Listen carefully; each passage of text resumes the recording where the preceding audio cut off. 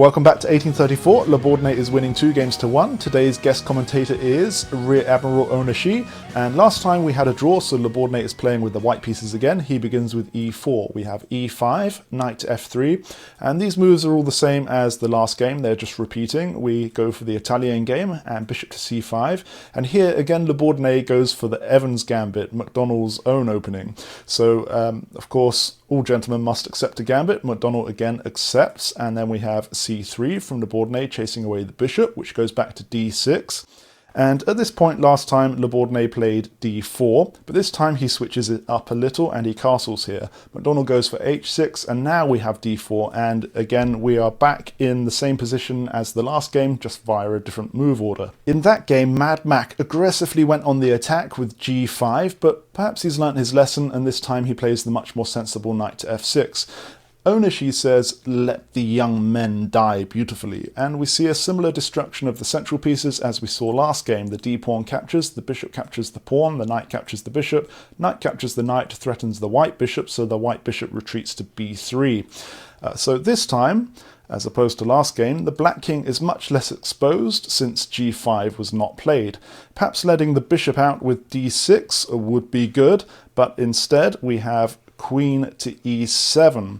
And now this is not such a great move as it affords Le Bourdonnais the opportunity to develop with tempo. So Le Bourdonnais plays f4, threatens the knight, but McDonnell just briefly ignores it. He brings his queen out for a check, and here Le Bourdonnais should probably block with his own queen, because this gets the queen off the back rank, furthering his development, but instead he chooses to move his king aside. And we continue with knight to g4. Now this is actually a bit of a blunder, as Le Bourdonnais now has the opportunity to collect 2 knights for 1 rook, and also to mess up McDonnell's kingside pawns. All he has to do is push his central pawn, then after the knight comes in for this obvious 4-king check, the rook captures the knight, the queen captures the rook, now the pawn can capture the knight, and after the pawn captures back and the knight develops to d2, it's looking great for Le Bourdonnais. But instead, it seems that he prefers not to allow the knight to come in for this 4-king check, and instead he plays queen to e2, and the chance is lost. McDonnell now plays his queen across to h5 to threaten checkmate in the corner along with the knight, and Le Bourdonnais defends by pushing h3, which kind of threatens the knight back, although the pawn is currently pinned by the queen. Now a nice move for McDonnell would be to push d6, which allows the bishop out to help, although more importantly this defends the e5 square. Should the white pawn advance, this other knight could be in trouble. However, McDonnell does not play this d6 move, instead he castles, and indeed Le Bourdonnais does push e5 to threaten the knight.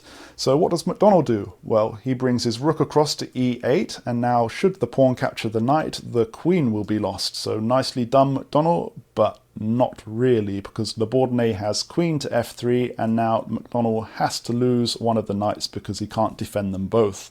Perhaps knight captures pawn here would be best for McDonnell, because after the knight is lost, then the queens come off the board and the rook comes out to capture the pawn. At least McDonnell got some pawns for his trouble, but Oshimi says, "Let the knight die beautifully." That is called sympathy, and instead of capturing the pawn to save the f6 knight, McDonnell pushes his queen to h4 and gives it up, so the pawn captures here. Now instead of capturing back with the knight, McDonnell finally decides to let his pawn out. And again, instead of capturing the pawn here, Le Bourdonnais decides to look to his development and brings his knight out to a3. Now here, Rear Admiral Oshimi says, "There is only one way of assuring that McDonnell's Miega strength will be effective to a maximum degree. That is to organize suicide attack units to crash into the enemy." Mad Mac agrees, he's all in, he plays his rook to e1, and Le Bourdonnais develops his bishop to d2, finally developing the dark square bishop, but also letting his rook in the corner out. Now here McDonnell plays knight to f2 with check, and Le Bourdonnais can't capture this knight with the rook because the rook is pinned, he can't capture with the queen because the black queen will just capture the queen. And also note that this h3 pawn is now under attack by 3 pieces. So what does Le Bourdonnais do? Well, he moves his king to h2, which breaks the pin, gets out of check, and adds a defender to the pawn all in one move.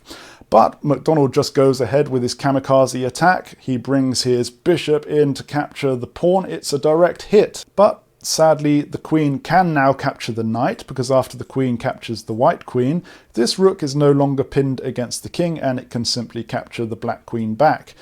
McDonnell just captures the rook in the corner, the pawn captures the bishop, and now after all of that, McDonnell has 2 rooks to Le Bourdonnais' rook, 2 bishops and a knight. And on top of that, McDonnell's rooks are hopelessly stuck in the corners here, so bad luck McDonnell, it's not looking good. The game continues with g6, rook to g2, and now the king comes across to f8. Le Bourdonnais continues by pushing f5, and here McDonnell cannot capture the pawn because it lets the rook slice up the open file. The bishop's coming in here with check, the king has to move to e8, and now McDonnell is losing one of his rooks. So, of course, McDonnell cannot capture the pawn, so he pushes it to g5. And here, Le Bourdonnais simply pushes h4, and it gives McDonnell very similar problems to what I just described. He can't capture the pawn again, and the weight of all these pieces on these 2 weak pawns is just too much, so McDonnell decided to resign the game. Kamikaze attacks failed to turn the tide of the war after all, and Le Bourdonnais is now winning 3 games to 1.